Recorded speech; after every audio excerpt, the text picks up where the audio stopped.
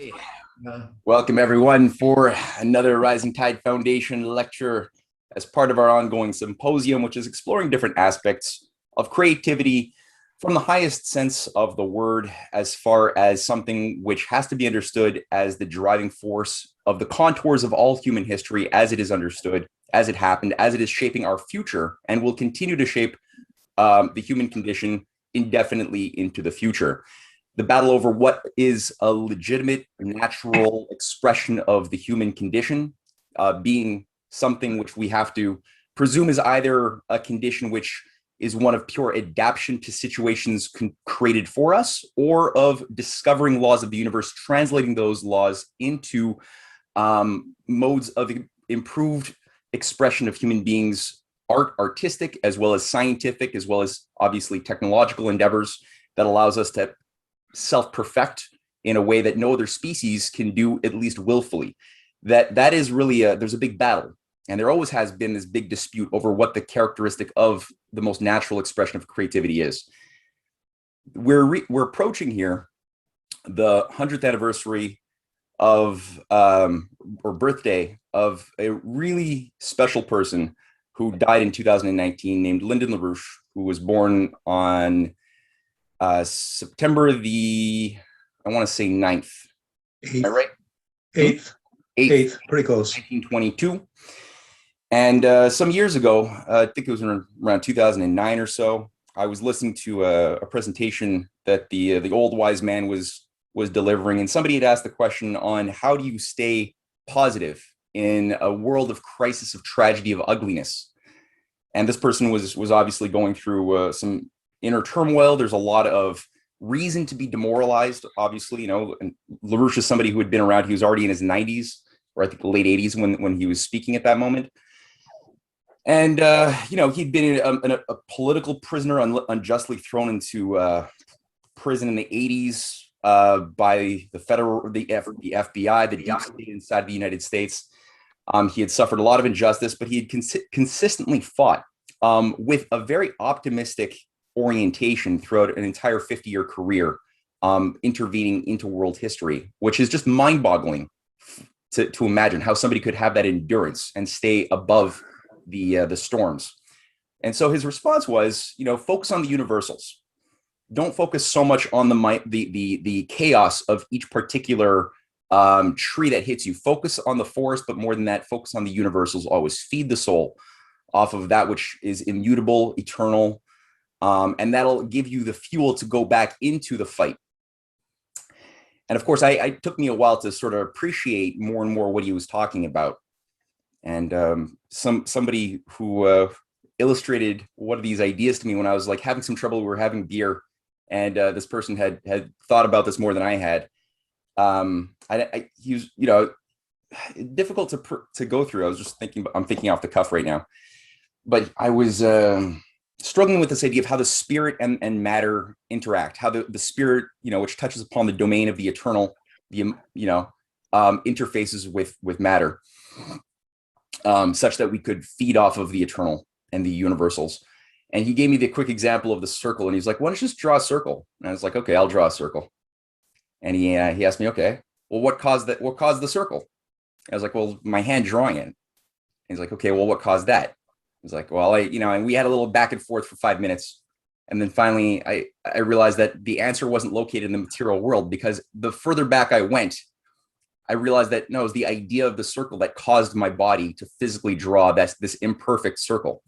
So this perfect idea of a circle, which could never be expressed perfectly, was actually causing the thought, right? The immaterial thought was actually causing the physical world, even for this very simple, almost, it's such a simple example, but it was a direct connection. And so that for me was a personal life-changing experience that helped me appreciate what LaRouche was saying.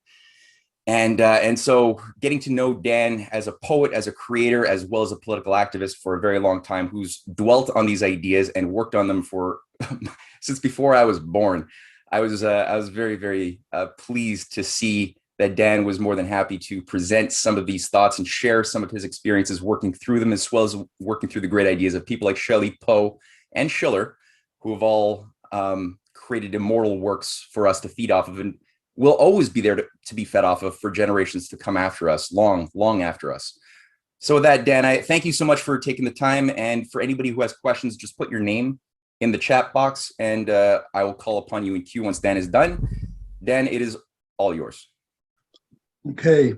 Well, thank you for inviting me. And let me just say, I really appreciate this forum of the Rising Tide Foundation, because I believe it provides a kind of a unique freedom and diversity of thought, at the same time being very focused on an idea of what kind of humanity, what we really are as human beings and what we could be, has a very positive philosophy. And I'm also very glad that that you opened that way by mentioning Lyndon LaRouche, because that is kind of the standpoint from which I want to approach what I want to be discussing today.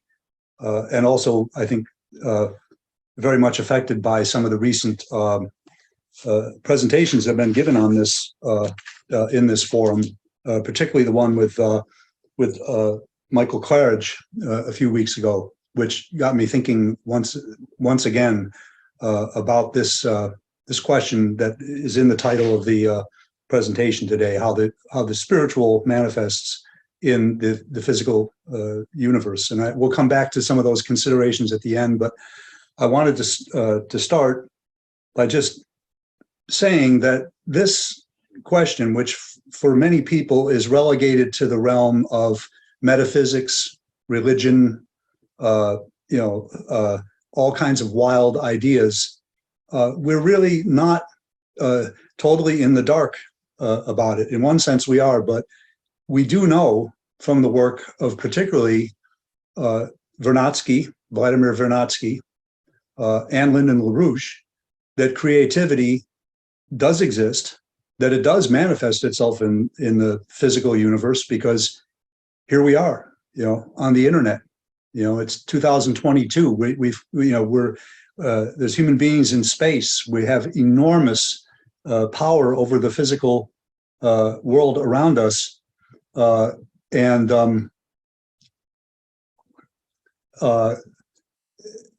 so human beings have affected the physical universe around us. For Vernadsky, of course, he posited these three phase spaces of the lithosphere. For those who may not be familiar with Vernadsky, the lithosphere, which is the non-living universe, rocks, chemicals, whatnot. The biosphere, which is the sphere of living things, which over large periods of time affects the lithosphere in ways that we now know in geology, that life has literally shaped the geology of the earth. And above those, the noosphere, which is the sphere of human thought, of cognition, which over shorter periods of time has shown a tremendous power over both the biosphere and the lithosphere, as the existence of agriculture, of water management systems, all these things demonstrate. Now, Lyndon LaRouche made this the subject of his economic theory, which is based on the central role of human creative thought in then creating new technologies, which give society greater power over nature, greater power to create another generation living at a higher standard of living, with greater longevity, greater health, and that human progress is the result of this ability to use inspire creativity and have it transmitted into the physical economy. So again, these two thinkers, and I'm giving very short shrift, I realize, to both of them, have given us the you might say the outline of of what creativity is and what its effects in the real physical world are. But there's still a realm above that LaRouche posited as he called it at various times a fourth phase space, but that from which this comes. I mean, we obviously, as human beings, employ creativity, but we didn't create it. It was there before we were born. It's there after we die. It's an innate quality in all human beings, which is I believe the basis of all positive ideas in politics, in economics, in culture, is this belief that we all share this thing, but we still don't know where it comes from. What is it? As Matt was saying before, he something caused him to draw the draw the circle. Ultimately, it can't be reduced to simple brain cells, or chemistry. LaRouche used to say, "How much does a thought weigh?" It has no physical existence, but yet its potential power is such that, I mean, it is potentially the most powerful thing in the universe, because over time, human beings have demonstrated the principle of being able to shape even the geology of an entire planet over a period of time. If you extend this, you extrapolate this out, it's virtually infinite capability for transforming the physical universe. Now, with that said, I wanted to look at this from the standpoint of the political ramifications of it, because I think, and as Matt has written about and talked about voluminously, this is the dividing line in culture and in politics as far back as we can look in human history. There has been an attempt by a few, we can call it an oligarchy, organized in various forms from the Babylonian Empire to today's globalist conspiracy.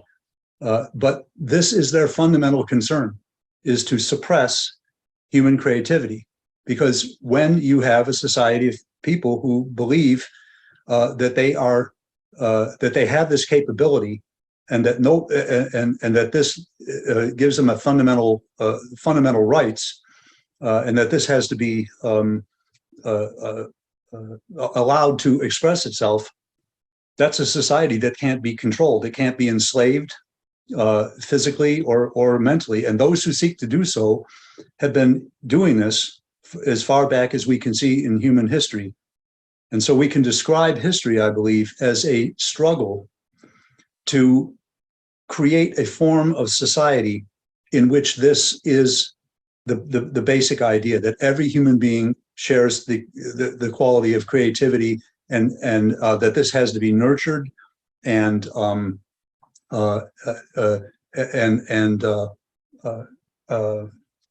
encouraged in order to have a healthy society. And I think as far back as I think this is, for me anyway, the essence of the idea of redemption, the idea that we are creative beings made in the image of the Creator, but the process of living in the physical universe and the way in which the oligarchy uses, the lower desires, greed, lust, the desire, the ability to survive physically, suppresses this basic creative quality that human beings have, to the extent that they're able to manipulate these lower emotions, and that the history of humanity is the history of this attempt to try to redeem man's basic goodness, what makes him in the image of the Creator, his creativity. And when you consider it this way, you can look back on the work of Homer of Odysseus, using his creative qualities of mind to outsmart the gods, to change his fate. Right, the very idea that we can actually create our own destiny, and it's not destined by some higher power, an oligarchy, or capricious gods, was an expression of this. I gave a lecture here on this site some time ago on the Prometheus myth, which is the best expression of it that I know of, at least in Western culture, up until the time of Christ, because Prometheus, out of love of humanity, out of his recognition that human beings are special, steals fire from Zeus, prevents mankind from being destroyed, because Zeus was going to wipe out. Zeus is the model for today's oligarchy, who want to wipe out most of the human race with their climate change, policies, and related things, hunger, disease, war. But Prometheus, out of his love of mankind, steals the fire, because the fire wasn't just the physical fire; it was the fire of creative thought. And Prometheus gives to mankind in the myth that comes down to us from, especially from Aeschylus, in his play Prometheus Bound.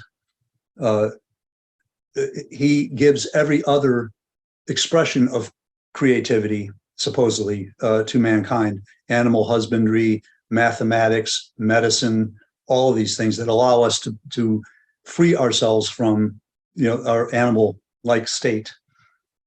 And then I think Christianity, when considered from this philosophical standpoint, whether one is a believer or not, was really the turning point in history for this, because for the first time you had a religion was explicitly based on the idea that every human being is not only special, but they're immortal, that they have an immortal soul, that it makes everybody equal. This does not exist, as far as I know, up until this time, in quite this explicit an expression. And again, as with Prometheus, what does Christ do? He actually sacrifices himself to redeem the goodness, the basic spiritual goodness of every human being, to give them a pathway by which they can discover it in themselves, discover their soul, and here I'm equating, and I think this will become clearer as we look at a few of these great thinkers that I've chosen to kind of explore in a very cursory way, but we'll see this expressed in a couple of different ways, that the idea of the soul, the immortality of the soul, and the idea of creativity are inextricably linked. It really is the same thing.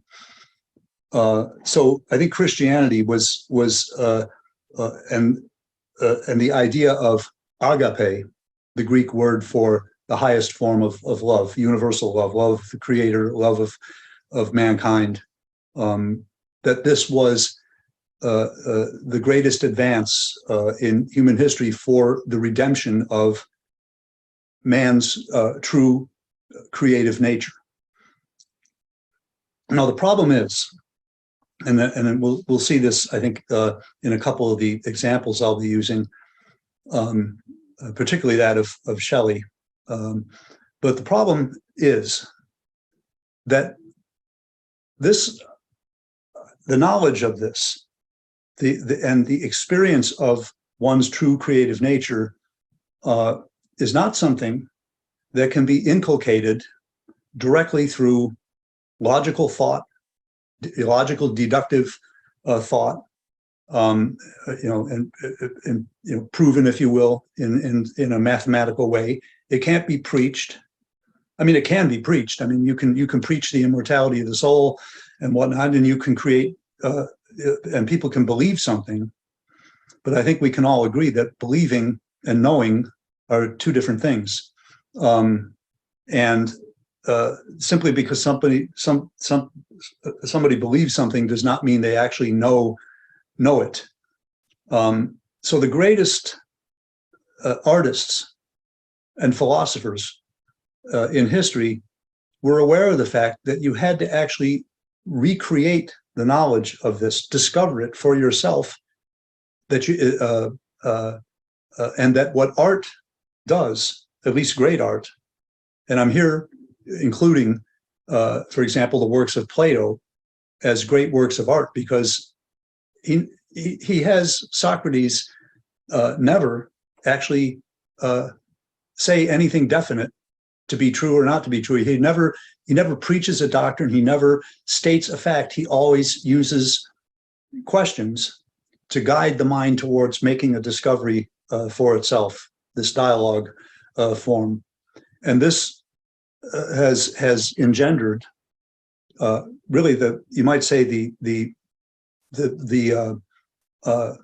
basic method for all great art since, which is the basic idea of a dialogue, or at least the counterposition of paradoxical elements that force the mind to think of something that is an idea that's above, that resolves, and that's above these paradoxical juxtapositions. And so what, from this standpoint, what great art is the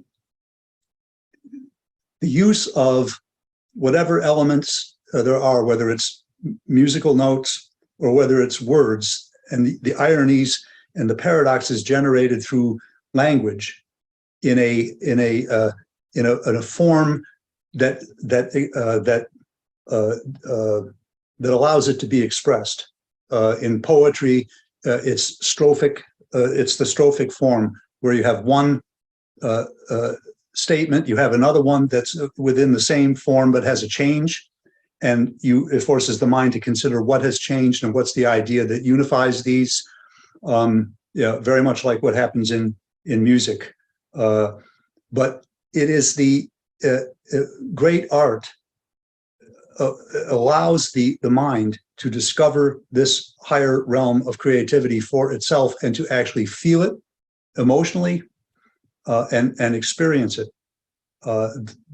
So I think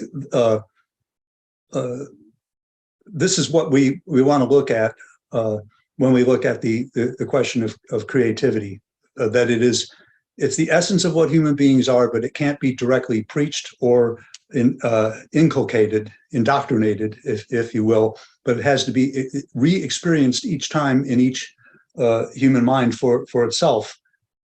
Now, so this is, for me anyway, this is where real art begins, and this is also where real politics begins, because, as I said before, if you're trying to suppress and enslave human beings, you must not allow this kind of art to exist. And this is why I believe, from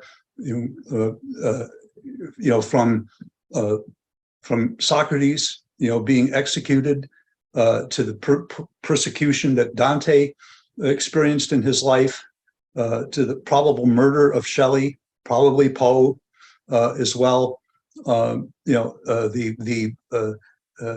Schiller, spending most of his life on the run from these oligarchs that he had to, live amongst.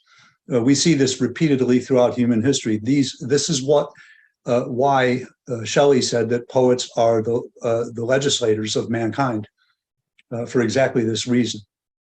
So I want to take a look first at Schiller, because I think he kind of sets the stage in a unique way. He's probably, other than Shelley, I think he's probably the greatest in terms of volume and diversity and breadth of his work. He really is the greatest writer on aesthetics, on what art is or should be in history. And he wrote two of his most famous works are Letters on the Aesthetical Education of Man, which I won't discuss in any depth. And the other one, which has been, for me, something I've gone back and read many, many times, scores of times over my life, his famous shorter work called On the Sublime, which gets at the question we're talking about here in a very powerful way. The Letters on the Aesthetical Education of Man, though, establish a very important political point, because he was writing this in the immediate aftermath of the French Revolution, where he saw, and all Europe saw, to their all sentient people saw to their horror, what happens when you have a political revolution, an upheaval, which is not guided by the highest principles, but is in which vengeance and rage and all the lower emotions take over. They didn't just take over; they were deliberately used and promoted by British intelligence to turn what could have been a great moment in history, as we saw with the American Revolution a few years before, instead into a bloodbath. And so Schiller is writing in the 1790s at this point, struggling with what do we have to do in our culture to uplift and ennoble the minds of our citizens, so that we are capable of creating a form of society worthy of man's true nature, without it turning out like the French Revolution did. And so for him, this is what aesthetical education was to create the kind of art that touches this immortal quality in human beings, leads them through beauty to to these fundamental truths. Now, I won't say much more about the Letters on the Aesthetical Education of Man, because it's a very big topic, but that's what he's concerned with, the ennoblement of the human heart and mind. In On the Sublime, though, which is written a few years later, I think he wrote two versions of it, and we're going to be quoting from the second one after he thought about it a little bit more, because he realized that there's something more than just that beauty. You can surround yourself with beauty and still have a defective soul, and still be just concerned with a pleasure. It's just a higher form of pleasure than physical pleasures. But that which it makes you intensely aware of this immortal part of you is what great art has to reach. This is what for Schiller was the sublime. So I think at this point, what I like to do is have Hugh read the quote from Schiller from On the Sublime. We'll have it on the screen there. Also, it'll give you an excellent idea of the beauty of Schiller's thought and writing. From On the Sublime by Friedrich Schiller. There are two genii which nature gave us as companions throughout life. The one, sociable and lovely, shortens the laborious journey for us through its lively play, makes the fetters of necessity light for us, and leads us amidst joy and jest up to the dangerous places where we must act as pure spirits and lay aside everything bodily as to cognition of truth and performance of duty. Here it abandons us, for only the world of sense is its province. Beyond this, its earthly wings cannot carry it. But now the other one steps up, earnest and silent, and with stout arm it carries us over the dizzying depth. In the first of these genii, one recognizes the feeling of the beautiful.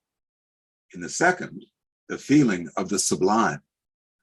Indeed, the beautiful is already an expression of freedom, but not that which elevates us above the power of nature and releases us from every bodily influence, but rather that which we enjoy within nature as men.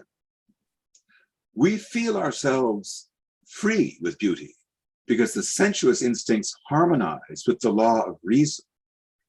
We feel ourselves free with the sublime because the sensuous instincts have no influence upon the legislation of reason, because the mind acts here as if it stood under no other than its own laws. The feeling of the sublime is a mixed feeling. It is a combination of woefulness, which expresses itself in its highest degree as a shudder, and of joyfulness, which can rise up to enrapture, and although it is not properly pleasure, is yet widely preferred to every pleasure by fine souls. This union of two contradictory sentiments in a single feeling proves our moral independence in an irrefutable manner. For as it is absolutely impossible that the same object stands in two opposite relations to us, so does it follow therefrom that we ourselves stand in two different relations to the object, so that consequently two opposite natures must be united in us, which are interested in the conception of the same in completely opposite ways. We therefore experience, through the feeling of the sublime, that the state of our mind does not necessarily conform to the state of the senses, that the laws of nature are not necessarily also those of ours, and that we have in us an independent principle which is independent of all sensuous emotions. So I think you can recognize from that. Why don't we put the picture of Schiller up, since I have it there, so people can see there. There he is, particularly nice portrait of him. What he's doing here is attempting in philosophical terms to prove exactly what I think we've been trying to get at, that there is something in the human mind and soul that is completely independent of our physical nature, that we participate in something higher, and that it is the redemption of this that art, particularly art that's sublime, although the feeling of the sublime is experienced by human beings the world over in many ways. He goes on to describe in that work on the sublime how the experience of something terrifying or simply physically imposing to a degree. One thinks of the night sky or a mountain, standing at the base of a stupendous mountain, or the sea, looking out at the sea, gives one the feeling of the sublime, because it is so great that and so imposing that it tends to make our physical our physical being almost insignificant, or even has the power to crush it, like a great storm. This is what makes people so fascinated with something like a powerful and horrifying storm. It crushes the physical part of you, but yet there's something inside of you that's capable of, that corresponds to its greatness, to its seeming power, to its seeming almost infinite power. And when these two things are contrasted, your physical being crushed to insignificance, but yet your internal moral being, as Schiller puts it, liberated and identifying with greatness, you realize the paradox of your existence. in a way that is far more compelling than simply something being beautiful. And I hope you get an idea of what I mean. It makes one intensely aware of their soul, and something, and that it corresponds with something actually in the universe. Now, Schiller never explores the implications of that statement I just made, but that's what we, I think, want to consider and ask some questions about, because the obvious question is, if it corresponds with something in the universe, what is that in the universe? What is it about the universe that gives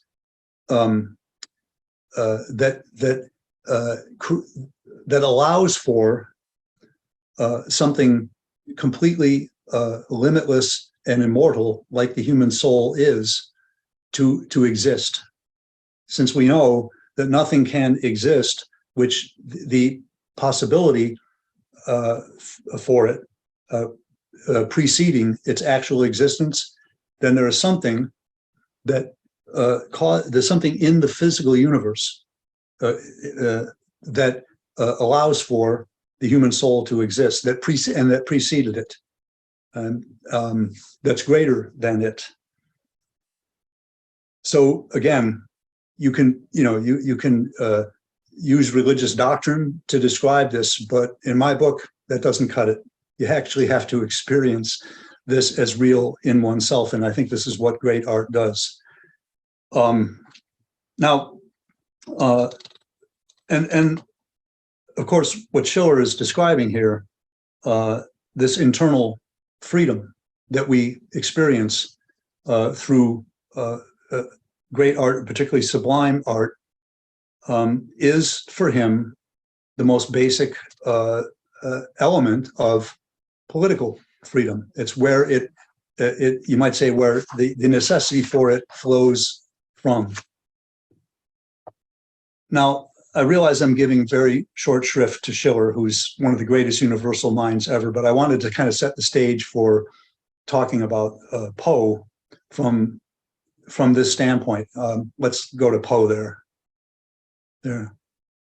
That's not an actual portrait. I think that image was painted from another photograph, I believe, of Poe, but it's a particularly good one. So Edgar Allan Poe, unlike Schiller, was writing at a time and writing in a situation in the United States of America where you actually had, for the first time in human history, a society created and established on the very basis of human freedom in the highest sense, that all human beings are equal, and that only a society which recognizes that and promotes that is worthy of humanity. So, unlike Schiller, who was struggling with the idea of how do we create this form of society, of course, Schiller's writing at a time when it was unclear what was going to happen with the American Revolution. And Europe was a complete mess. For Poe, Poe is writing at a time when the idea had been established, at least in terms of a political system, but the experience of the passion to create that was that the American Revolution, it was the essence of the American Revolution. This passion was waning for the broad public at large, and the question for Poe and his collaborators, as I discussed in a class I did for the LaRouche website on Poe's prose writings, the question for them, for Cooper and James Fenimore Cooper and Washington Irving and Edgar Allan Poe, was how do we keep this alive? How do we make this real in the hearts and minds of people? This belief in what humanity is and can be for our generation and for future generations, so we don't lose this republic, because attempts to undermine it through every means necessary, which ultimately the Civil War was the result of, were very much afoot in Poe's lifetime. And I discussed in this other presentation I did, which I won't discuss here, Poe's political activities, which some of my colleagues, particularly Alan Salisbury, who's deceased now, these last 30 years or so, wrote some brilliant work on this. And also Jeff Steinberg did some excellent work on Poe and his activities with the Society of Cincinnati, which was a group of sons and grandsons of Revolutionary War officers who were dedicated to defending and protecting the Constitution and the Republic, and were involved in intelligence activities to thwart British intelligence both here and abroad during that time, and that Poe very likely was on an assignment with the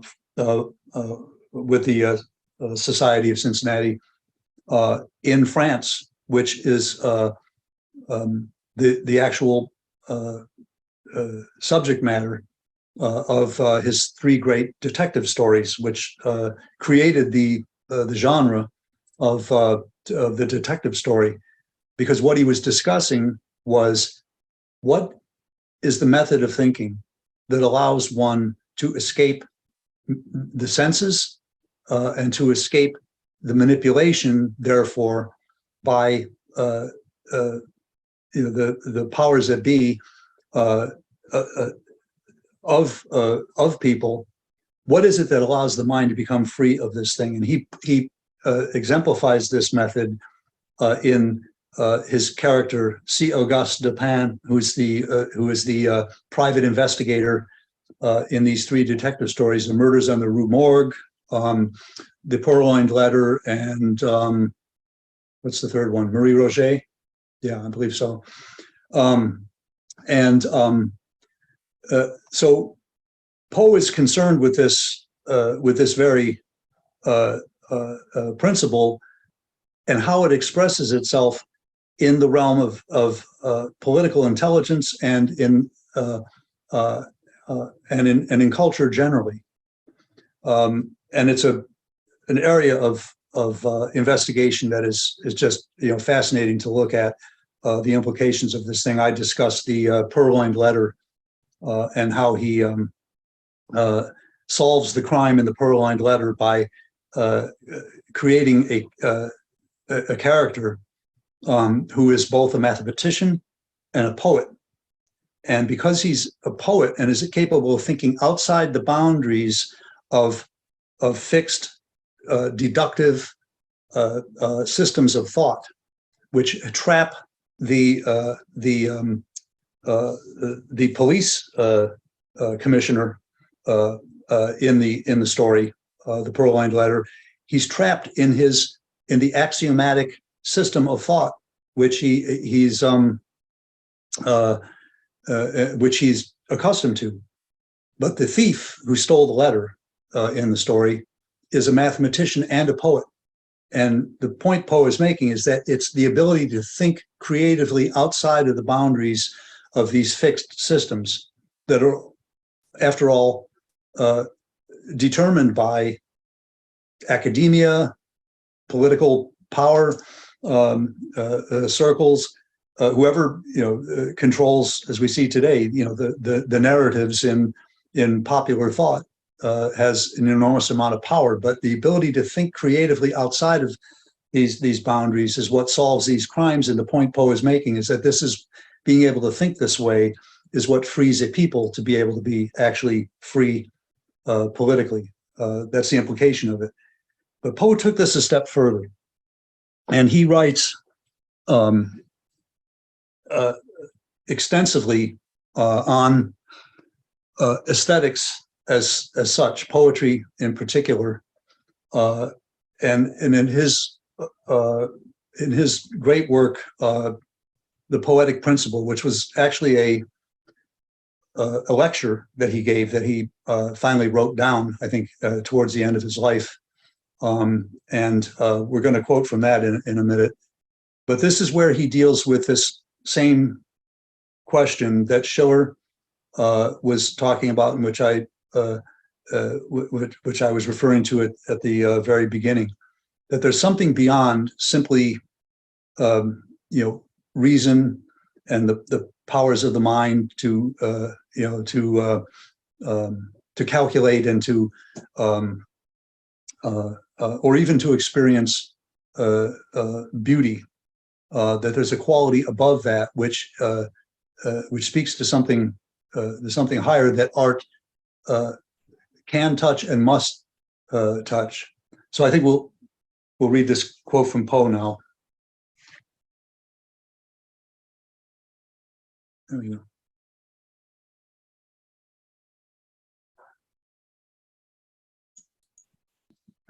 Hugh, if you're speaking, you're on mute, probably. From The Poetic Principle by Edgar Allan Poe. An immortal instinct deep within the spirit of man is thus plainly a sense of the beautiful. This it is which administers to his delight in the manifold forms and sounds and odors and sentiments amidst which he exists. And just as the lily is repeated in the lake, or the eyes of Amaryllis in the mirror, so is the mere oral or written repetition of these forms and sounds and colors and odors and sentiments a duplicate source of delight. But this mere repetition is not poetry. He who shall simply sing with however glowing enthusiasm or with however vivid a truth of description of the sights and sounds and odors and colors and sentiments which greet him in common with all mankind, he, I say, has yet failed to prove his divine title. There is still a something in the distance which he has been unable to attain. We have still a thirst unquenchable to allay which, we have still a thirst unquenchable to allay which he has not shown us the crystal springs. This thirst belongs to the immortality of man. It is at once a consequence and an indication of his perennial existence. It is the desire of the moth for the star. It is no mere appreciation of the beauty before us, but a wild effort to reach the beauty above. Inspired by an ecstatic prescience of the glories beyond the grave, we struggle by multiform combinations among the things and thoughts of time to attain a portion of that loveliness whose very elements perhaps appertain to eternity alone. And thus, when by poetry, or when by music, the most entrancing of the poetic moods, we find ourselves melted into tears, we weep then, not as the Abate Gravina supposes, through excess of pleasure, but through a certain petulant, impatient sorrow at our inability to grasp now, wholly, here on earth at once and forever, those divine and rapturous joys of which through the poem or through the music we attain to but brief and indeterminate glimpses.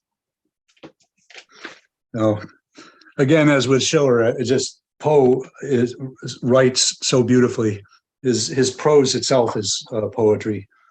But what's he talking about here?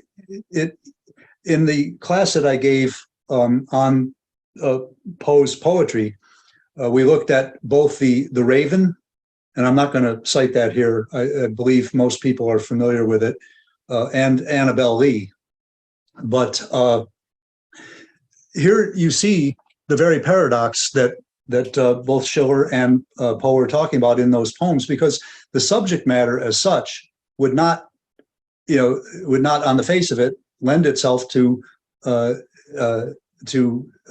experiencing this quality that he's talking about here, this desire of the moth for the star, for the immortal, right? Because in the the Raven, it's somebody who is mourning the loss of a loved one, right, and being haunted by this creature that's taunting him, and that he first is completely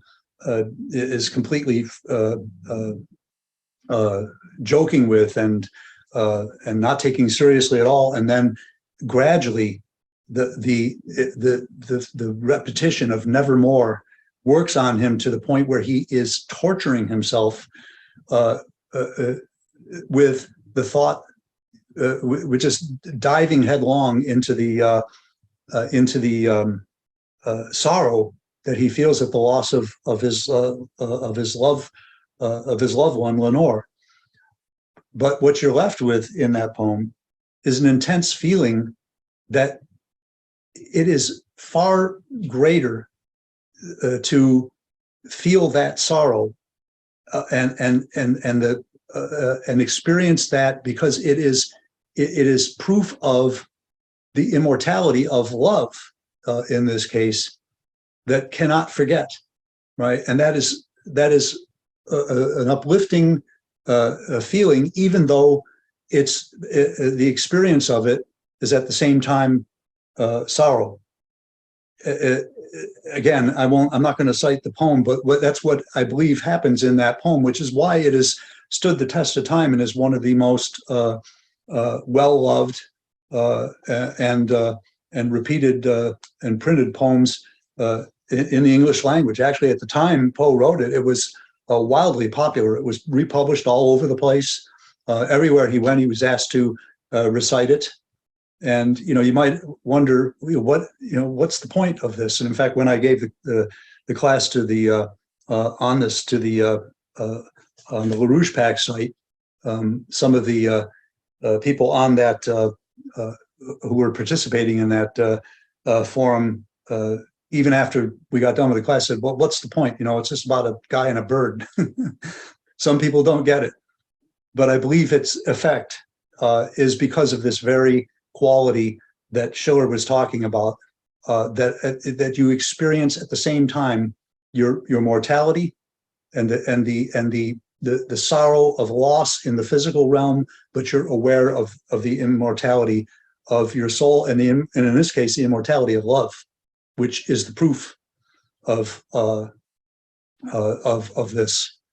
It's even more, I believe, intense. I closed that class with reciting the Annabel Lee, which is a particularly beautiful poem in its versification and its prosody.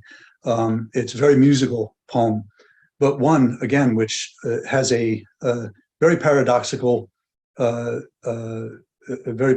it's paradoxical idea. It's somebody saying that he's going to go down and by the sepulcher by the sea, where his lost love is buried, and basically stay there forever.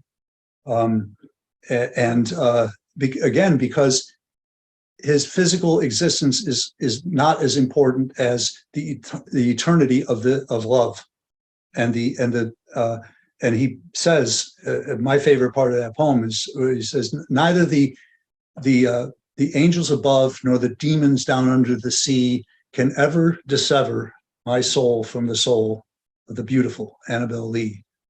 Right? And it expresses something that is just a beautiful thought. Again, somewhat melancholy, not somewhat melancholy, it's the height of melancholy, and even a little bit macabre in terms of its outward form, but it's speaking to the immortality of the soul.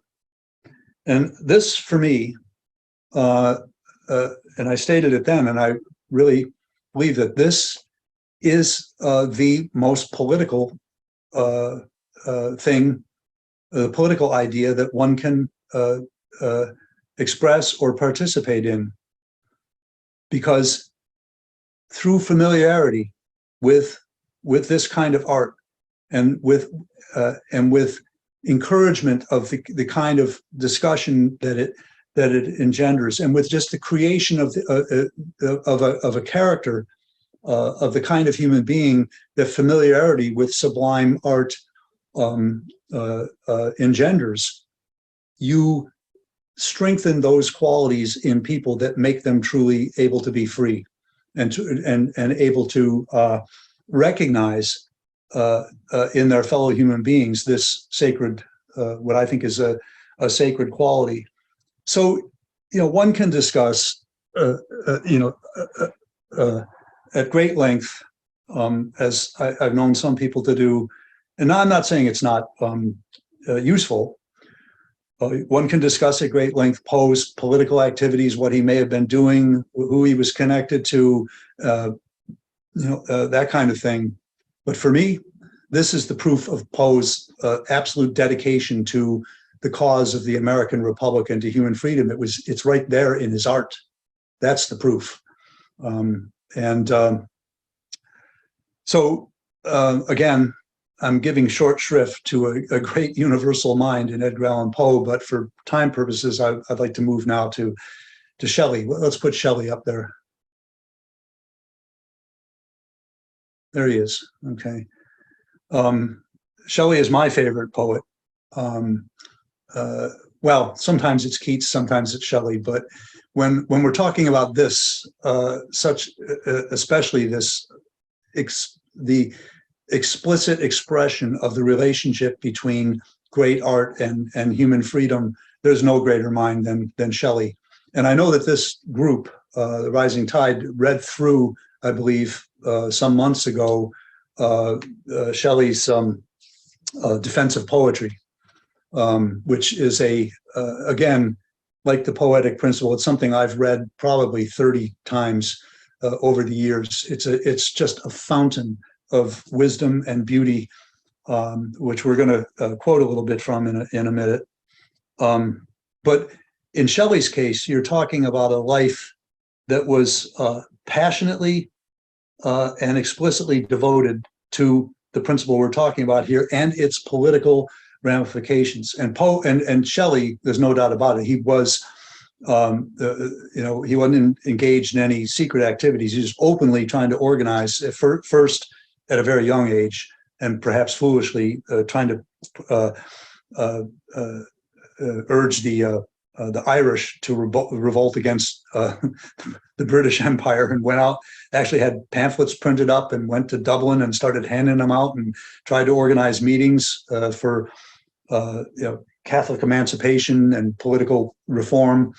It was then that he was most likely began to be pursued by police agents, because he reported several instances in which his house was broken into, and he even exchanged gunfire at one point.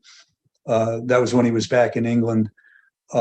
He wrote many political poems. People are maybe familiar with the Feelings of a Republican on the death of Bonaparte, his reflections on the failure of really the French Revolution, his England in 1819, Ozymandias.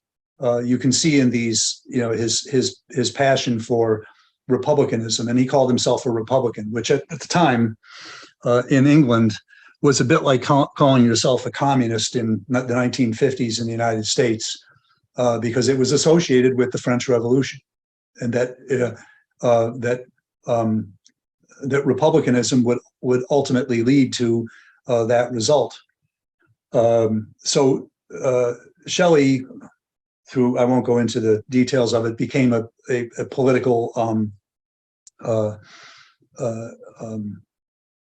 expatriate, and had to leave England. Ended up in Italy, where he died a few years later. But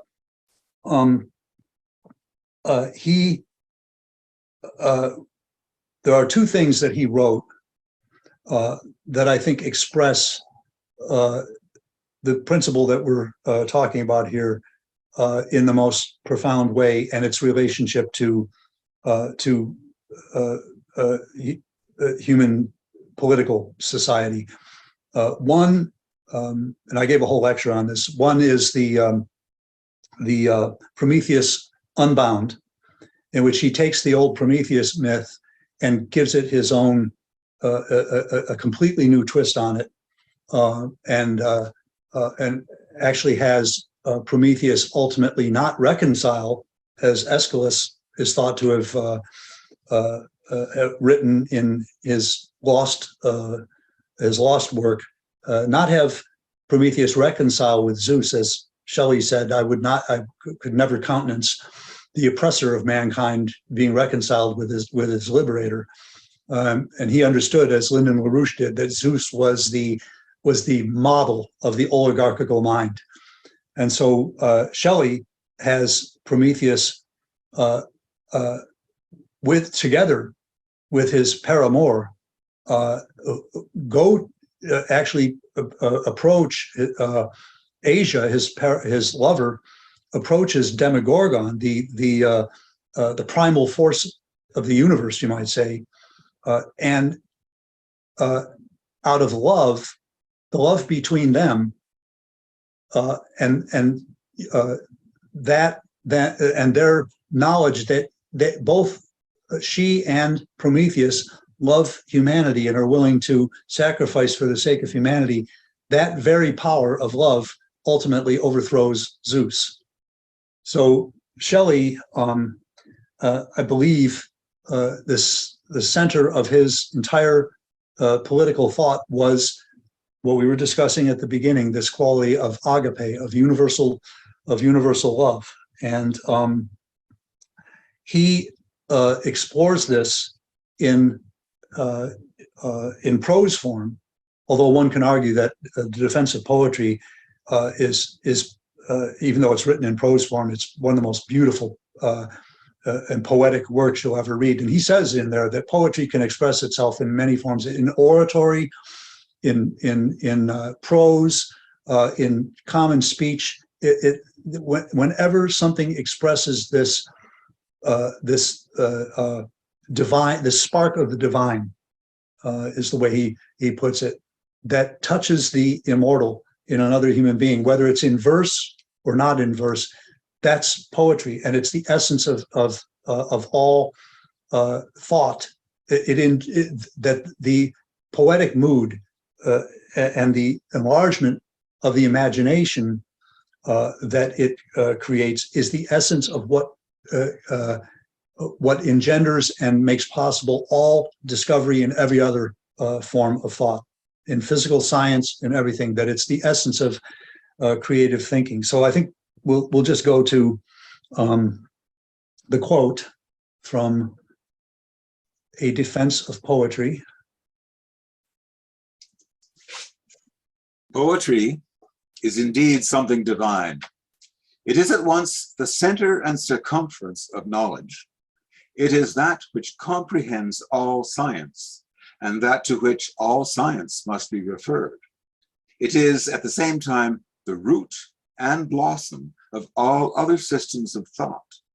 It is that from which all spring, and that which adorns all, and that which, if blighted, denies the fruit and the seed, and withholds from the barren world the nourishment and the succession of the scions of the tree of life.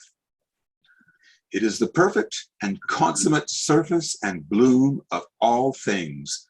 It is as the odor and the color of the rose to the texture of the elements which compose it, as the form and splendor of unfaded beauty to the secrets of anatomy and corruption. What were virtue, love, patriotism, friendship? What were the scenery of this beautiful universe which we inhabit? What were our consolations on this side of the grave? And what were our aspirations beyond it, if poetry did not ascend to light and fire from those eternal regions where the owl-winged faculty of calculation dare not ever soar? Poetry is not, like reasoning, a power to be exerted according to the determination of the will. A man cannot say, I will compose poetry. The greatest poet even cannot say it. For the mind in creation is as a fading coal, which some invisible influence, like an inconstant wind, awakens to transitory brightness. This power arises from within, like the color of a flower, which fades and changes as it is developed. And the conscious portions of our natures are unprophetic either of its approach or its departure. Could this influence be durable in its original purity and force? It is impossible to predict the greatness of the results. But when composition begins, inspiration is already on the decline. And the most glorious poetry that has ever been communicated to the world is probably a feeble shadow of the original conceptions of the poet.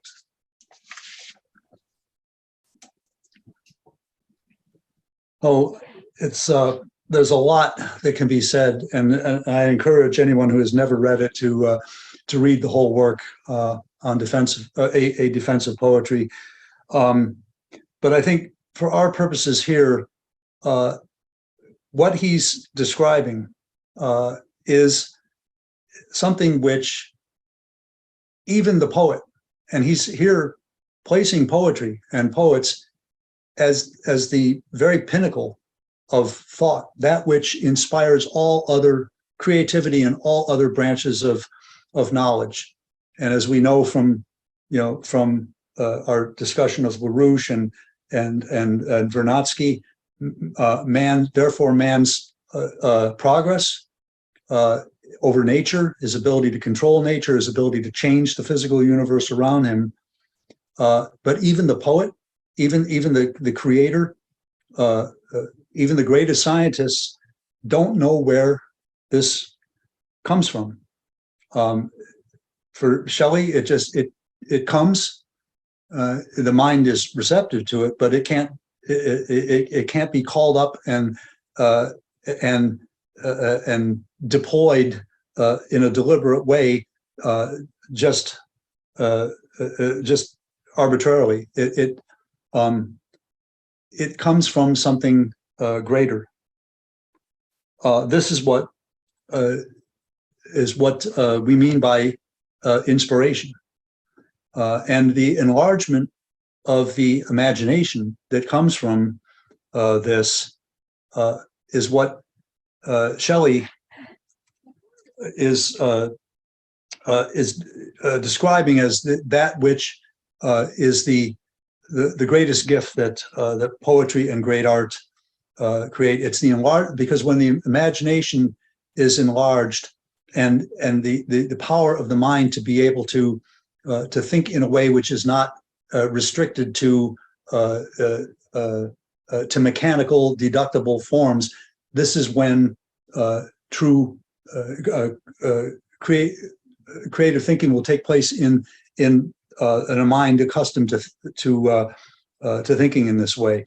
The greatest scientists all describe how a thought from outside of of course, they have a vast mastery of a field of knowledge, but they've reached a point of a paradox, of something that can't be figured out, right, and can't be deliberately called up, and then suddenly, from the realm of the imagination, an idea pops into the head, and if they're able to, they can quickly try to create an experiment that will show it, that will demonstrate the principle, right? But the principle is there as a whole idea in the mind before the implications and before the proofs and everything else about it are described.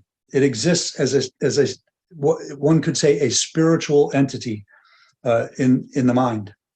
I know early in his career, LaRouche used the term preconscious to describe this. A preconscious idea is one which is fully formed in the mind. It's so real you can touch it, but it doesn't have predicates, things that relate to our common visual experience or our sensory experience. It doesn't have these kinds of predicates attached to it yet. It's just a pure idea. A good example of a preconscious idea on a lower level, more common level, is something that's on the tip of your tongue, a memory, a name, or something like that. You know everything about it. It is so real, it's there, and you just cannot put the name to it. It's on the tip of your tongue. That's an example of a preconscious idea. This is the way in which new ideas, they may have elements of pre-existing knowledge, whether it's Einstein's theory of relativity, or whether it's the idea that Keats had for a great poem. It exists in the mind as a one, or again, you can also use examples from musical compositions. The idea is a one. It exists outside of the elements of the work, the poem, or the piece of music, and then is elaborated through a series of paradoxes which lead another human being to be able to discover that one that was in the mind of the artist in the first place. So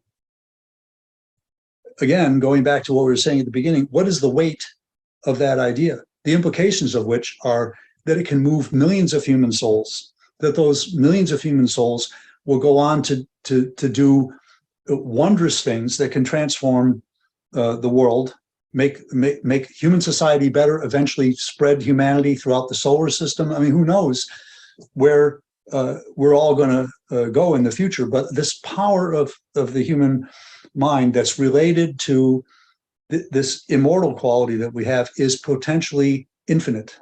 It's a true infinite, because it's infinite development of higher states, and yet it is all something that has no weight, something that cannot be described, something that cannot be captured, even by the creators themselves, the artists themselves. But yet it's more real in that sense than anything physically that we see or feel around us, all of which is just here for a moment and then is gone. It's all going to die. It's all going to be gone. Everything material. But this, it has a potentially greater power than anything so-called physical. But yet we emerged out of the physical, out of the biosphere. The noosphere created the conditions for its own development. So this is something, again, I mean, it's a big thorny issue to get into. I recently reread Poe's Eureka, which I believe, which Matt knows a great deal about. But this is what I believe he was trying to get at. How do you reconcile, if you believe that we live in a universe that's one thing with one, that it's all a coherent set, a coherent law governs it, then you can't believe that there's a spiritual universe and a physical universe. It's all one. And I think it is proven in no more powerful way than by considering the very thing we're talking about here today, the power of great, and particularly sublime art to transform the human soul, to make it aware, or at least to redeem it and make it aware of its immortality, and that the potential power of that to transform what we call the physical universe. And in that sense, this, I'm not the first to posit this, there are other people who have talked about this. You could say that we are the means by which spirit develops. It has to have a physical universe to do it in. Otherwise, it wouldn't have any matter to work with. It creates matter to mediate its own upward development of souls. That's what I think Poe was getting at. It's a fascinating thing to think about. But I would like to read one more quote, and this is again from towards the end of the defense of poetry, where Shelley talks about this, and it's one of my favorite quotes. Lyndon LaRouche loved this quote. He would often cite it. So, go ahead. The most unfailing herald, companion, and follower of the awakening of a great people to work a beneficial change in opinion or institution is poetry. At such periods, there is an accumulation of the power of communicating and receiving intense and impassioned conceptions respecting man and nature. The person in whom this power resides may often, as far as regards many portions of their nature, have little apparent correspondence with that spirit of good of which they are the ministers. But even whilst they deny and abjure, they are yet compelled to serve that power which is seated on the throne of their own soul. That's a particularly beautiful idea, and it maybe we can discuss this more later, but in light of some of the things we've been considering, and the thought crossed my mind when I heard the lecture a couple of weeks ago of Michael Claridge. And if we do believe that that everything is related, that there's a resonance in every living being, and there's no separation between spirit and matter ultimately, because we live in one universe. This quality that Shelley's discussing here, of this spirit that seems to move an entire population at a time, a great period in history as we're living in right now, perhaps is not just something that comes from language and or is communicated in the forms that we know it.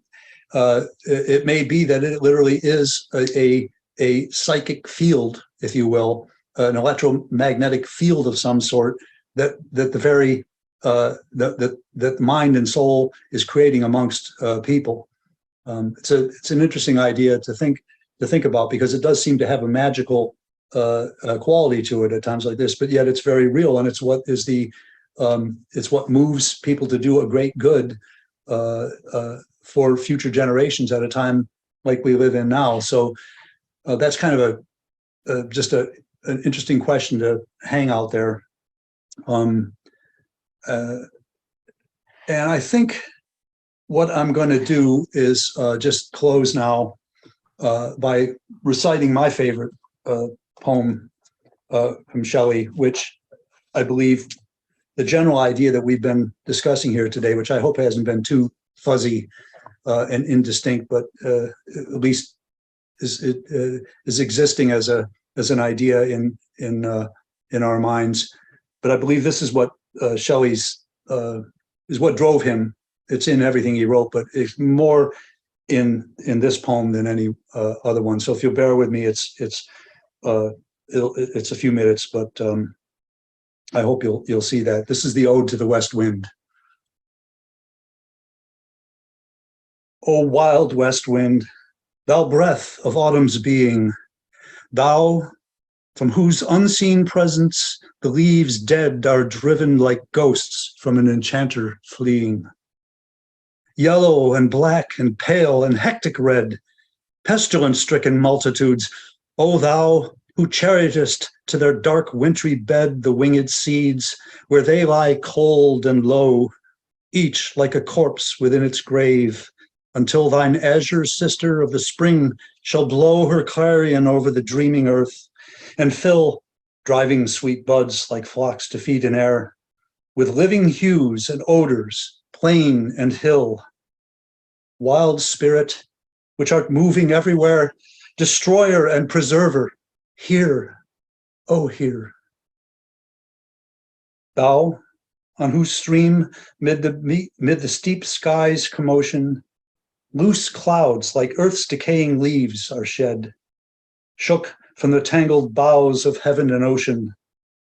angels of rain and lightning, there are spread on the blue surface of thine airy surge, like the bright hair uplifted from the head of some fierce maenad.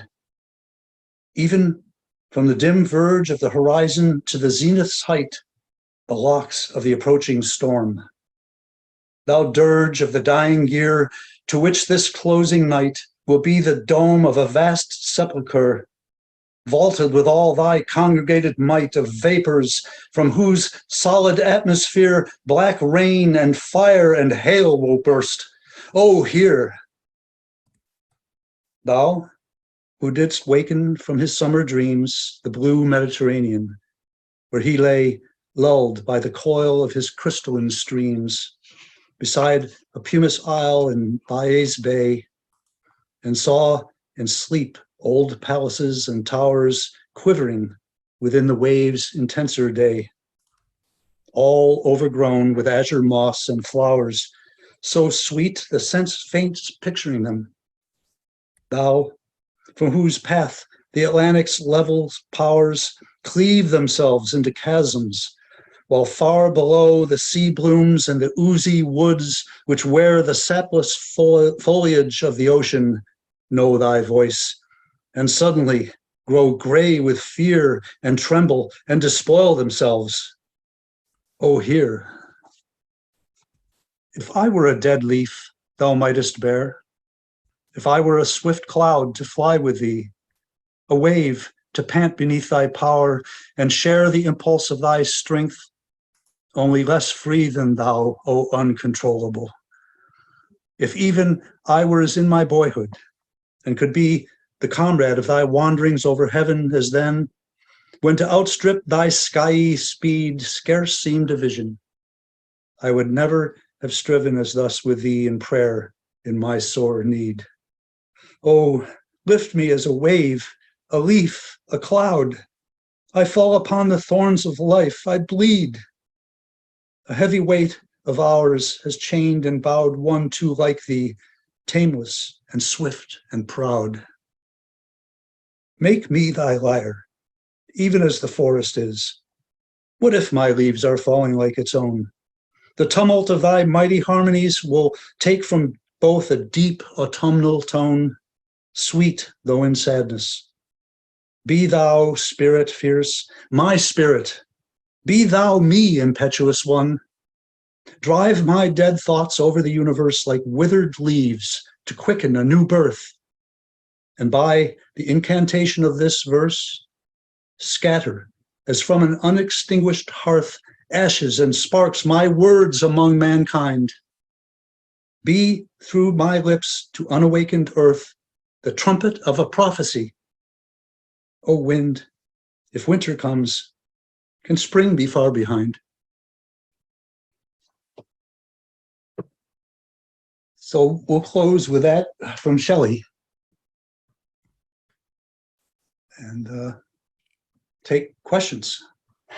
Yeah, that was really beautiful, Dan, and a very appropriate way to end this. I think you really made explicit the role of each of us who are born with this divine poetic potential to be cultivated or not cultivated if we choose to do otherwise. But really, the potential is always there to actualize that which is within us. And you did that really, really marvelously in the sense that everyone who takes the challenge has thus the ability to be that bridge between the immortal, immutable, eternal, and divine, which doesn't change, that domain that Plato talks about of the being, and that world of the change, of the becoming that we're living in, which you would think are incommensurable and incompatible, because what could be more opposite of non-changing than always changing?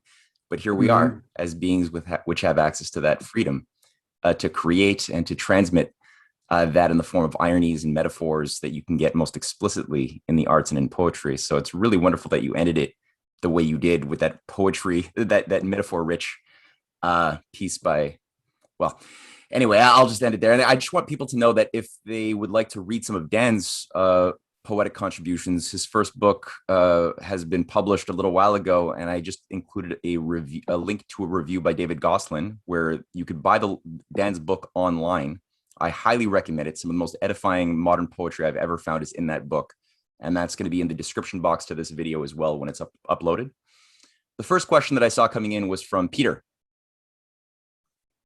Peter, if you're still there, you can ask away. Thank you. I've unmuted, and thank you very much, Dan. When I hear you share on Shelley and Schiller and Poe, I just have a greater recognition that there's a whole lot more that I've got to learn, and mostly about myself. I have a biographical question about Edgar Allan Poe, and I'd like to know whether he attended the U.S. Military Academy at West Point, and if he did he graduate? And if he didn't, what were the circumstances for his discharge from West Point? Well, I believe Matt put a link to one of the works, or at least one of the works I referred to from Jeff Steinberg, who deals with it. Yes, he did go to West Point. He was recommended by a member of the Society of Cincinnatus. You didn't just Cincinnati. You just didn't get in there as today. He was a brilliant student. In fact, he was a polymath. He was equally facile in languages, the arts, mathematics, but he left after a year. Now, the story that his detractors tell, and this is a big subject, but almost everything we know about Poe up until recently comes from one of his worst enemies, who took over his personal effects after he died. Actually, bought them from Poe's mother-in-law, all his literary effects. He forged letters. I mean, he did, and he wrote a book, a biography of Poe, which is the template for everything since. So it's very his name was Rufus Griswold, and they were known, I mean, bitter enemies. He hated Poe, and he slandered him tremendously after his death. And so this whole idea that Poe was was an incorrigible drunk and drug addict and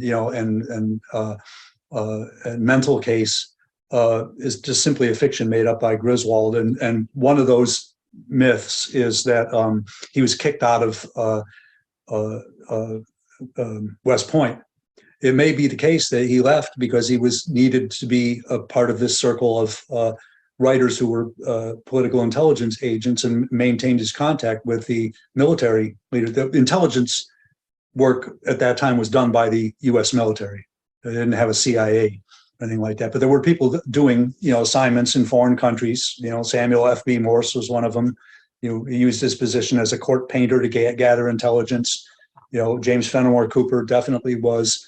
Poe most likely was. And this would, is one explanation why he would have left West Point. I believe what Jeff Steinberg said was that because they were trying to run an operation in Poland to free Poland from the Russian Empire at that time, and that he may have been involved in that project. But yes, he did go to West Point. Thanks for clarifying that and enlightening me. I asked that from my position as having actually graduated and earned a commission from Annapolis, and I can think of great novelists who come out of Annapolis and great engineers, but no poet like Poe. Yeah, I included a little link in the chat box featuring a lecture that I delivered a little while ago, going through some of the work that Jeff Steinberg and Alan Salisbury had put together, as well as Pierre Baudry, showcasing a pretty solid case made for Poe's involvement in exactly what Dan had talked about. Even though it's been denied by a lot of scholars, the evidence is plentiful that he actually was deeply embedded in this cultural warfare fight, and a very very subtle and high level operative within American intelligence networks. That's, I think, in my mind, a clear case has been made. So yeah, that's there in the that'll be in the description box of this video once it's uploaded as well for those listening online. But my Pascal, point today, yep. as opposed to the previous presentation on Poe, is that even if you didn't know that, you know what Poe is through his work, through his poetry in particular. This question of reaching the immortal part of our fellow human beings is the most political issue there is. Mm-hmm. Yeah, good point. Pascal, I know you have a question. Do you want me to ask the question to Dan, or do you want to do it? Me? Okay. All right. So Pascal wrote, he said, can you ask Dan about the current state of poetry in the USA in this day and age of mass social media censorship? So I guess I would just maybe add to that, do you see any points of, is it all decaying and rotting, or do you see any points of light and hope in the poetry world? I would add that. Yeah.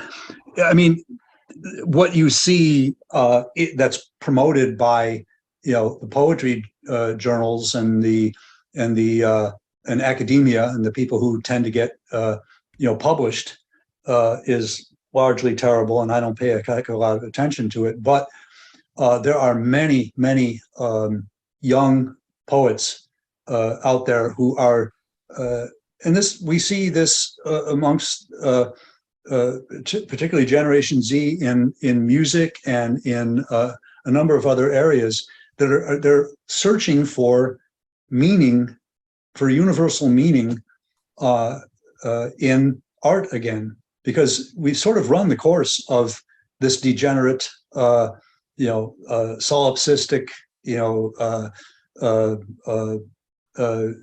pleasure oriented, entertainment oriented, rotten culture that we've had for the last, especially 50 years. And its relationship, I believe, to the actual physical decline of the economy, of the morality, even the humanity, in society, is such that any relatively sensitive person who thinks about ideas can look around and say, this is horrible. This is going nowhere. We've got to go back to the past, as has happened in previous renaissances, and extract the essence of what was good about the past and try to create something new based on it. So there are quite a few young poets who are writing classically form, the classical form of poetry, even more, that are writing things that express ideas like what we're talking about here today, but maybe not in a classical form. But it's the essence of it. David Gosselin, who's on, has a website called Chained Muse, which has some of my poetry on it fairly regularly. Adam Sedia, who's a quite talented 36-year-old poet, and others who are quite good. And he's also had some poetry on there, which is not in the classical form, by Caitlin Johnstone, the famous political commentator, but she writes wonderful poetry.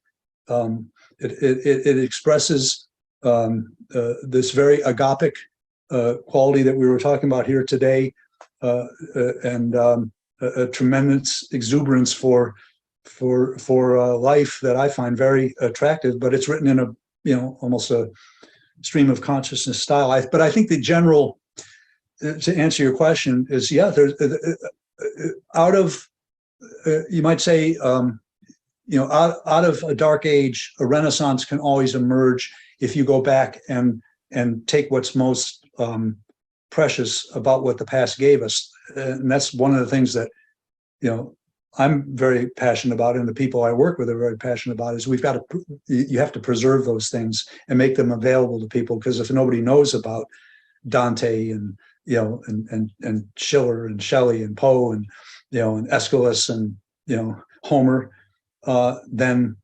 they're that much poorer in their attempts to try to get back to something meaningful and beautiful. But I think it's definitely happening. Satomi, I know you have a question. Thank you very much for that enlightening lecture. But just to get back to Pascal's question too, there's a Christian publication called Image Journal, and they've got some powerful poetry there. I mean, and I've been a member for over 10 years, but I've noticed, you know, and it's not always in the language. It's not in the language of the Bible or anything, but it's, you know, you can check it out and see. But also, you know, like the whole Bible is that whole relationship with the divine, and it's always never, it comes through suddenly, and it's, you know, like Abraham said, you call those things that are not as though they were, and you have that, you know, when you have that capacity ready to receive, it happens. But my question is, you know, you say in that crime of that story of the detective of Poe's, where he Purloined Letter. He's a mathematician and a poet. And does he give an explanation of why the math and the poet is sort of in that? Because I've never read this story.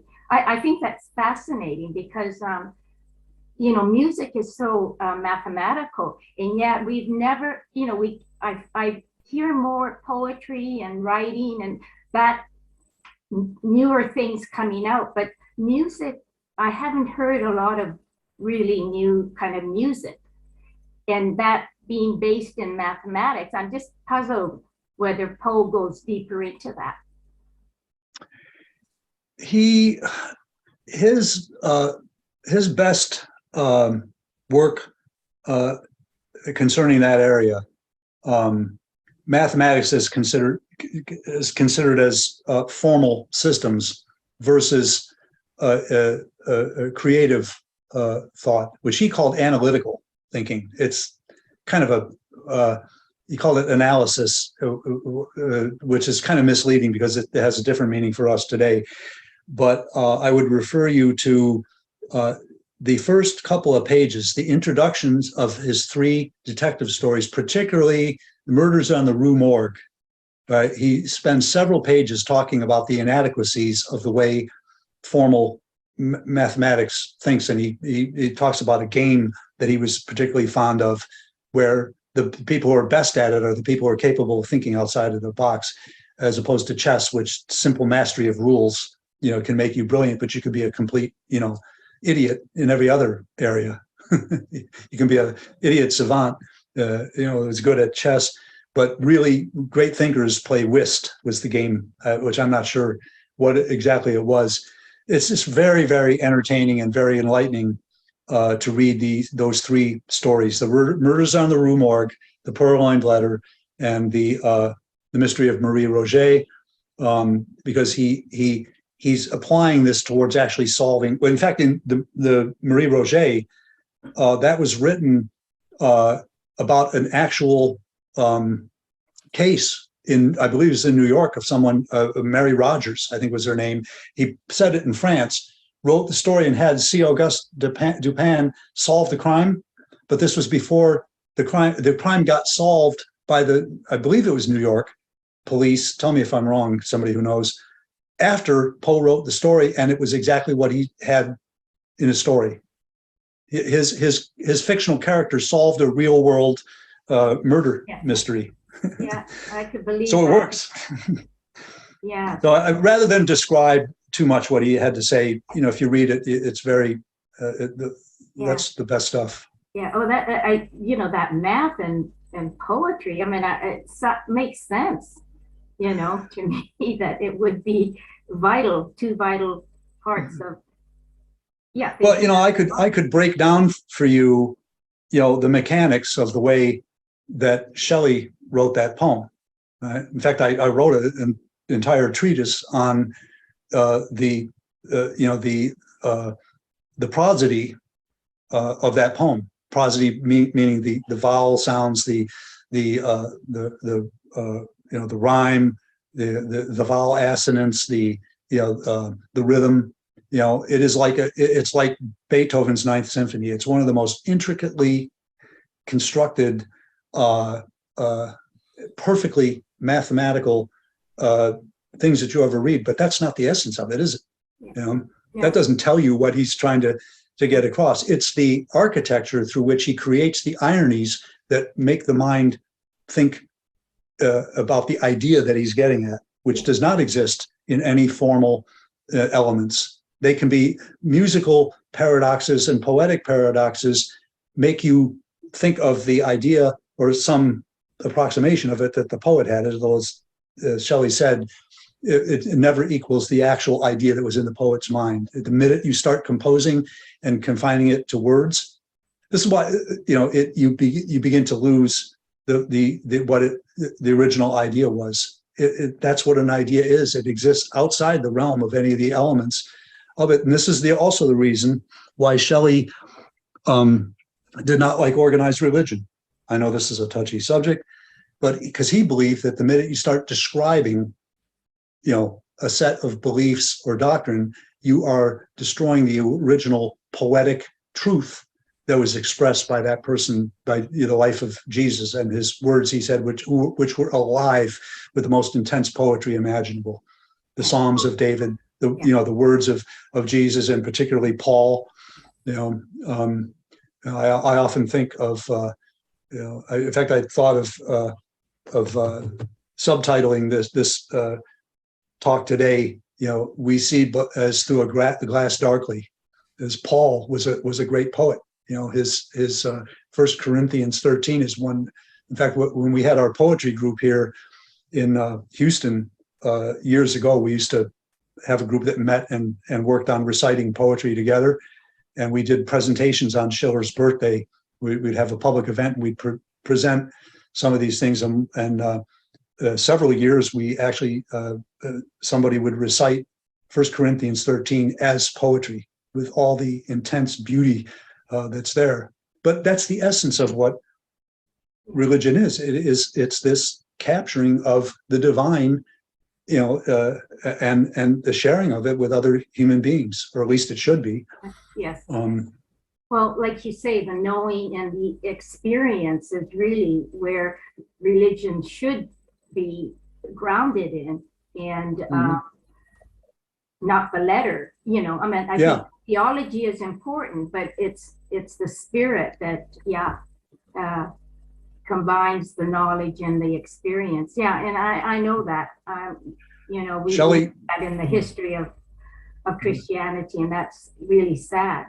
Yeah. Shelley professed himself to be an atheist, but it's always been my contention that he's more Christian than most of the people who profess to be Christians. Well, that's just it. Yeah, that's what we see more sometimes. The Christian spirit, and what they don't say is really, they don't say they are Christian, but it's there. You can feel it. Yeah, thank you. And that similar sort of lesson was maintained in the story of the Good Samaritan too, in its own way, even though that was, you're dealing with something where I forget the context of the exact story, but I guess it was in the Old Testament, right? Or is that the story that Jesus told? It was one of Jesus' parables, but Jesus' parable, right? Setting up paradoxes of Jewish law. Yeah. And what was the good outcome? To help the Samaritan whom the society despised, and two individuals, the Kohen and the Levite, were following the rules as they understood them, but the guy was dying until the outcast saved his life. Right. Yeah. So this guy, he was walking the walk. He was actually living in a spirit of love, despite not being an officially approved. He wasn't Jewish. He wasn't. Yeah. That was a good example. And I would just add one thing too that sparked in my mind. I think one of the ironies Poe gets across in the Purloined Letter, which I linked to the full story if people want to read it. It's a wonderful short story. Is that had the main person who's the target of Dupin's research within that story, if that main person who committed the crime and hid the letter, if he had been just a poet or just a mathematician, he would have been found. He would have been discovered by the prefect immediately. But the fact that he was both gave him that edge that allowed this person to just thwart all of the rigorous analytical research. because he, the police. as a mathematician, knew exactly what the limits of the prefect's system of thought was. He understood it better than, as well as the prefect did, but because the prefect is stuck in the mathematical, side and at a lower level of it, he can't figure out what the thief knows. Yeah, it's a very interesting point. Yeah. John, you've been waiting for a very, very, very good question. Yeah, go for it. I'm just trying to get back in the thought train there. It's kind of faded to problem I have. I just want to ask, when you were talking about the souls that created matter to develop itself, I was wondering if souls is one single thing, or is that individual souls that create this matter? So is it individual souls experiencing or developing themselves through experience in the material world, or is it one single spirit, or is it more like an ocean where we are the waves on the ocean, and the human experience are the waves, but the ocean is more like the entire spirit? These are fascinating questions to consider, because if you do take seriously what we've been discussing, that the soul is immortal, and that, as LaRouche pointed out, that there is for there to exist something like the noosphere, which is the sphere of action, which what we know as cognition, when we cooperate with each other, can actually transform the biosphere and the lithosphere in ways that are potentially limitless. It has a greater power. The human ideas have a power that is as Vernadsky pointed out, is geological.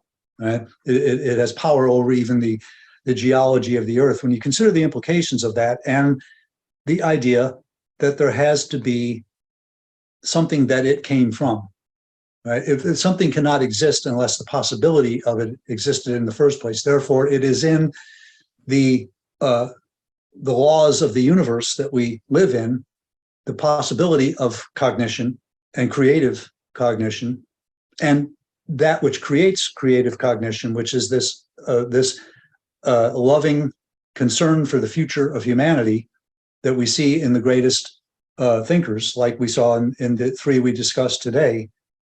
The possibility for that has to be has to be part of the structure of the universe.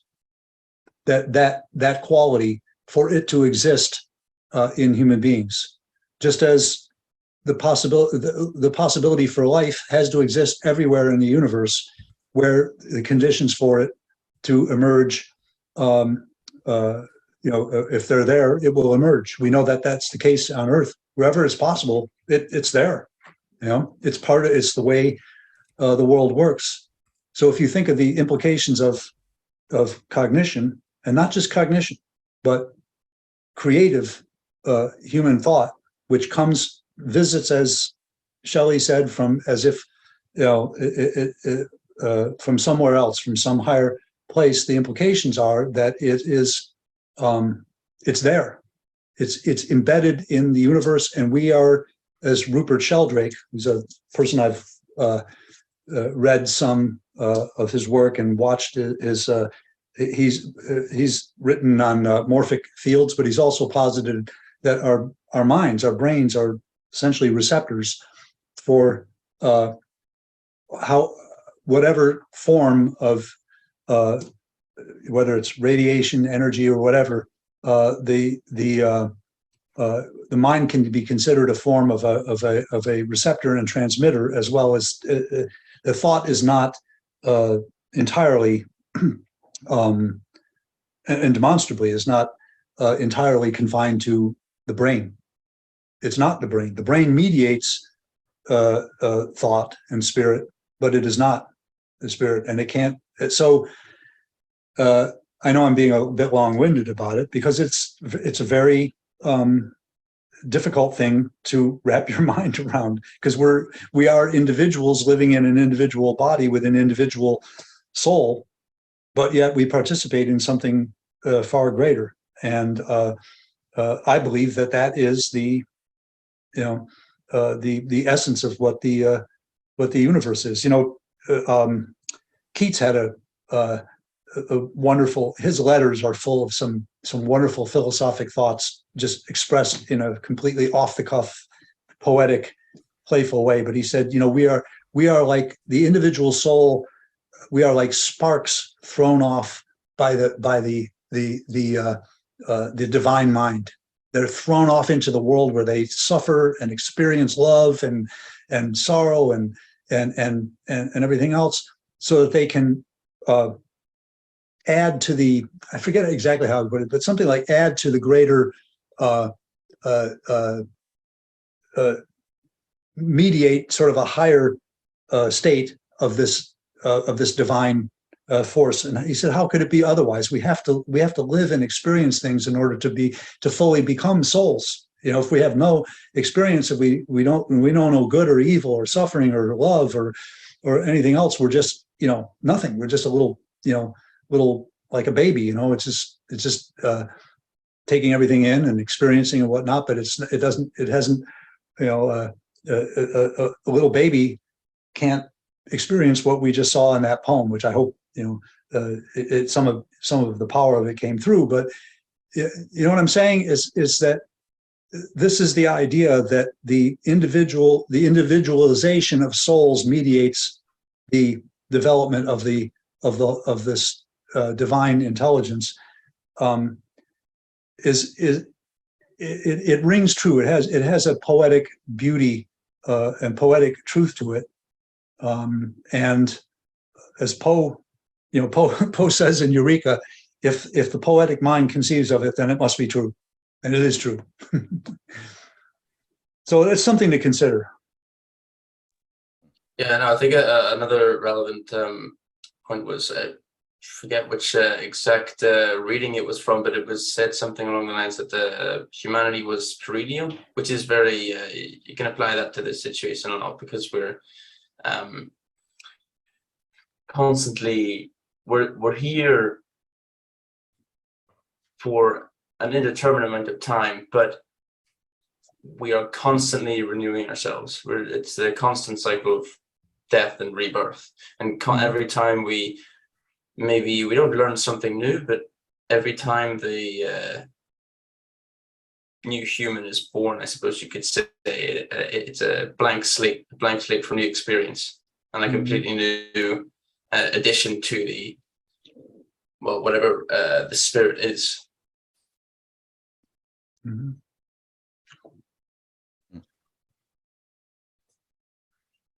This is the best way to spend a Sunday, I find, is to really ponder actively on the nature of the mind of God, the Creator. And it is really a useful experience and liberating when you think of the Creator as not being this, distant force that just made a world of law to be followed and obeyed, just because. But rather, when you think about it from the standpoint of, well, if it's a creator, it's a creative force. It's an active, loving force of constant creation. And God, in that sense, becomes the creator of a poem, of a piece of art. That is the thing we are all parts of, right? Participating willfully in this art that has endowed within it a quality of freedom, of will. It's not just cold rules pushing you forward in a predestined way. But it does open the mind a lot and opens the soul a lot. And I think it gives people that edge to find hope, reasonable hope, knowing that, regardless of the insanity that, takes hold of the world around us and the storms that we're living in, that ultimately we're living in a loving and good universe. And that when we're participating in that, big or small, in any amplification, we're participating in the immortal and the divine. Regardless, some people make a big splash. Not everyone is a Benjamin Franklin or a Christ, but regardless, that splash, that amplification is on the same frequency. And that's a very empowering and very opening thing. And I think, Dan, you've really done a lot today in this short time to just open up these vistas and give people that space to just revisit some basic questions we might have taken for granted, and the role of art especially, and everything else. I don't know if you have any parting thoughts before we close it up for today. No, just familiarize yourself with, if you're not already, with some of these works I've cited. They're wonderful companions in life, not just edifying intellectually. They're very beautiful. To know the mind of a Shelley, of a Poe, to make these people your friends is a wonderful thing. And I think if we had more people, particularly young people, who were familiar with these works, it would go a long way to improving the world. And I just want to thank Matt. I think this is a wonderful forum. I've enjoyed some of the recent presentations, and enjoyed sharing it with everyone. Amen. Thank you so much, Dan. Thank you, everyone, for showing up Okay. today. And we'll keep this journey going next week. I forget what the class is, but it'll be good. And hope to see y'all here. All right. Bye.